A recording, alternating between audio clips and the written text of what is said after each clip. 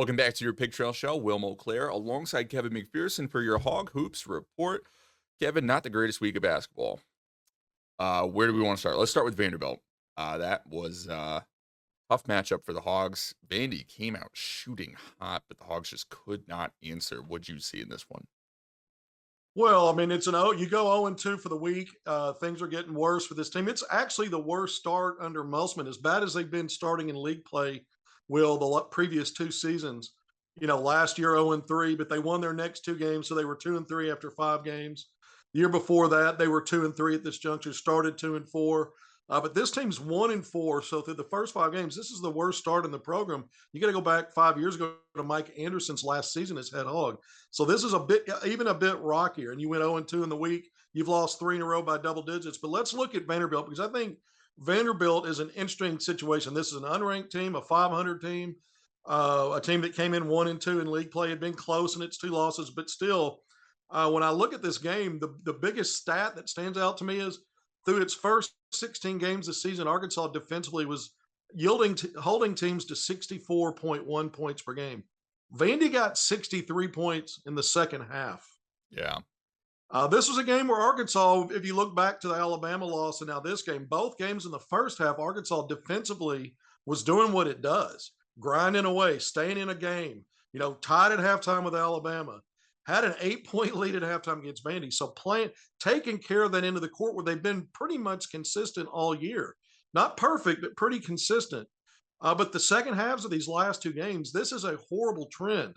It's partly adjustments other teams are making, but it's also partly Arkansas not dealing with adversity, poor decision making, and then when they get some adversity and the ball, and then the situations start to snowball, they're no longer playing proactive defensively. Will they're very reactive and not very good in those reactions. I saw that yesterday at Vanderbilt in the second half. Arkansas held the Commodores to 11 of 30 shooting in the first half, right around 36%. Then we move forward, fast forward to the second half, 63 points. Arkansas was still up 10 with just over 17 minutes to go in that game. And we see Vanderbilt outscore the Hogs 57-34 in the last 17 minutes. Yikes. We're talking about a 23-point win in the last 17 minutes against an average team. And so we can give Vanderbilt all the credit in the world, but here's a team in the second half shot 70% from the field, 67% on 6 of 9 from 3, 21 of 23 at the free throw line for over 91%, just over 91. So you're fouling a lot. This is a problem this team's consistently have is fouling, but at least when they're not fouling, they close defensive possessions with rebounds. They defend the 3 line. Before Bama and Vanderbilt, they were giving up just over 5 threes per game. Bama goes 9 of 20 from distance. Vanderbilt ends up 10 of 18 overall. So you've given up in a high volume of makes and takes. But the makes part, you're basically have been doubled up in what you were yielding per game. And when you're not good on offense, shooting threes, you've got to limit the opponent. Arkansas had been doing a good job of that. These last 2 second halves have been a very, very concerning, because here's the other thing. We know Arkansas has been struggling on offense, Will. It's not a good 3-point shooting team. It's not a good free throw shooting team. And then there's other issues in there. They don't, we'll go through some of that. But those are the 2 biggest things that stand out. The last thing the program and the team right now can use is a backslide on defense. But that's exactly what we saw. Again, it sounds like I'm discrediting Vanderbilt, but go back to the Bama second half. Some of that you kind of thought, you think, well, look how good Bama is. Look at the schedule that team's played. They've got future NBA players on that. So you can kind of explain a little bit of that. There's no explanation for that letdown at Vanderbilt other than Arkansas fell apart on the defensive end. They had their best shooting game in a while on offense, especially from 3, 7 of 18, man. That's 39%. That's like you pinch yourself. Did I just witness that? But on the other end, you didn't make that count, because on the other end, you completely fell apart. There was a stretch in that game where one player, Jordan Wright, a senior, had 13 points in a 15-0 run, where he was basically playing isolation ball against anybody on Arkansas's defense that took a crack at defending him. And he was getting inside. This is another thing I think that teams have exposed. Smaller, quicker guards are now able to get downhill on Arkansas, which opens up a lot. by just Yep. getting leverage on Arkansas's bigger guards out higher, getting inside of them and playing off contact. And Arkansas's not closing, rotating well. They're being very reactive now defensively and not in a good way. So we're going to not belabor the point. It was an 0-2 week. Arkansas goes back on the road, stays on the road, Wednesday midweek game at Missouri. Missouri struggling a little bit right now, has lost back to back games, and barely beat Vanderbilt at home by 2 points the week before. So these are two teams right now that are ranked today. They won't be ranked when the polls come out tomorrow. Probably, I expect Arkansas to fall out, but that's going to be a big game Wednesday. Arkansas, that's the only team Arkansas's beaten after falling down 17 in the first half. Needed a big second half for that big comeback, and that's their only SEC win out of 5 league games so far. Then Arkansas gets home against an Ole Miss team that's technically last right now. Arkansas's tied for second to last in the league. Ole Miss is 0-5. So that you get back to Bud Walton Arena, Arkansas would love, after going 0-2 this week, to string together a couple of wins and turn it around. We know Eric Musselman teams always do that right around this time. Doesn't mean this one will. This team's got issues, but it can't have it continue to have issues on defense. If it does, I think this could be a bad look for Arkansas getting through the rest of this month if they don't get things back to where at least they were defensively, while still trying to work on some of those offensive clunky and issues. Yeah, Kevin, I'll tell you, our Mike Irwin almost broke a computer with those Vanderbilt dribble drives. So we were noticing the same thing there as well. Mizzou's a team that we've already seen once. What do you think we're going to see differently from this Mizzou team the second time around?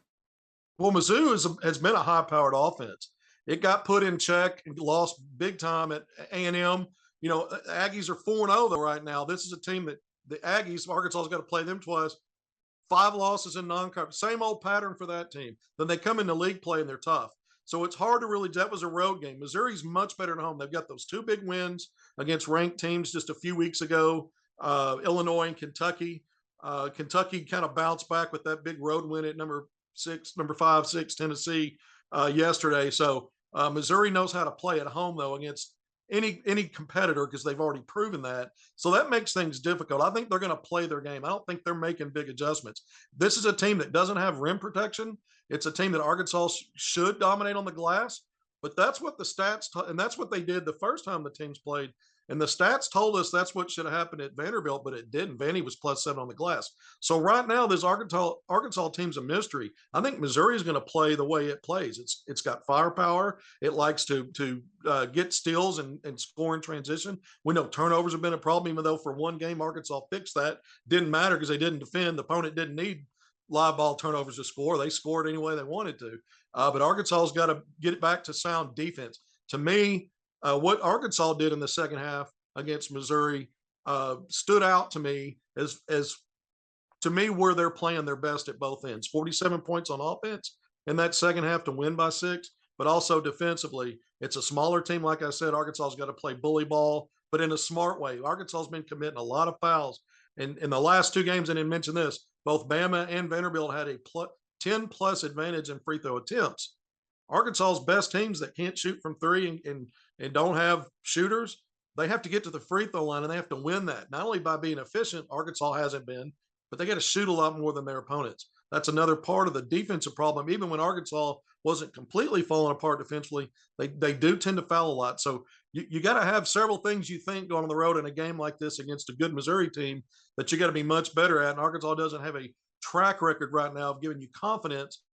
Because so far, when you start 1-4, even in this league as tough as it is, when you start 1-4, it's not 1 or 2 things you're not doing right. It's 4 or 5. So game to game, it's been, some things have been consistently not good. 3-point shooting, free throws, and the fouling, and then turnovers of late. Last game, Arkansas actually won the turnovers just very narrowly. Didn't matter. Arkansas needs to keep trending that way with the turnovers. Figure out a way to beat teams getting to the free throw line. Got to get there more, and then got to be more efficient, and then stay away from that 3 line. Arkansas is doing a better job of limiting their threes. Saturday, it was a bit of an anomaly because they did shoot 39% on 18 attempts. But I think the game plan still bully ball attack, and a small Missouri team, you got to stick to that, Will. Yeah, absolutely. Hopefully the Razorbacks are able to move to 500 here in the SEC with Mizzou coming up. But let's move back to Alabama for a minute. Couple 5 stars at that game for Arkansas that we're visiting. Who are they, and what do we know about them? Ian Jackson, the number 2 player in the country overall. So he's a 5-star, but he's at in Bronx, New York at Cardinal Hayes High School. Came down. He took an official visit to North Carolina last weekend, and then as he moved into the week, he arrived at Arkansas on Tuesday to begin an official visit. Took that visit, attended the game against Bama, but he's going to make an announcement. By the way, he's class of 2024. I think he's going to reclassify. Arkansas has done a good job recruiting him. Dink Pate, the 6'8" guard out of Dallas Pinkston, another 5-star, top 20 guy. He's, to me, when you look at both of these guys, I mean, Jackson 6'4", but Dink Pate at 6'8" is kind of a combo guy. He's really learning how to play on the ball, but he's very versatile. And Musselman likes those big guards that can defend multiple positions, and give you multiple looks on offense. Maybe handle the ball for a while and play some ISO, or get late game situations. He's that kind of guy that's emerging that way. But he took an unofficial visit on Wednesday and was able to attend that Arkansas-Alabama game. And so his follow-up with me was that it was a good visit, but a guy that I think Arkansas is going to continue to recruit, both 2024, but I think Ian Jackson's going to reclass. That's awesome, Kev. Easy transition here into kids that have already committed. Leighton Blocker having a great week at the Bass Pro Tournament of Champs. What happened there? Well, Blocker and Sunrise Christian Academy, this is one of those, independent school, a basketball school, a powerhouse in basketball. They play that national schedule. That's a prestigious tournament, brings in some of the top teams in the country. Same situation this year, but Blocker was named to the all-tournament team, one of the 10 players to make that. There's a lot to choose from. But Sunrise got to the finals against Link Academy, which we know that's the school that Jordan Walsh, Arkansas, recruited him out of.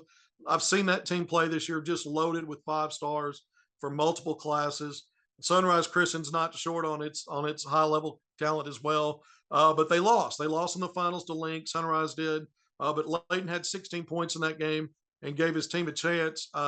But I think Leighton Blocker, as a 5-star in that 2023 class, the first player off the board, I think Arkansas fans are going to love him. And, he continues to show up and play big in events like this and against the best competition. He had 10 points, by the way, in the fourth quarter. Had a little bit of a slow start early, but 10 big fourth quarter points. He's always been a clutch guy in terms of really playing his best typically at the end of games. So for Hog fans looking ahead, that's what you want to see. Yeah, Kev, it's going to be really exciting to see him in a Razorback jersey. Unfortunately, that's all the time we have. We got to go to break. Kevin, we appreciate you a whole bunch. So much more Picture Show coming up.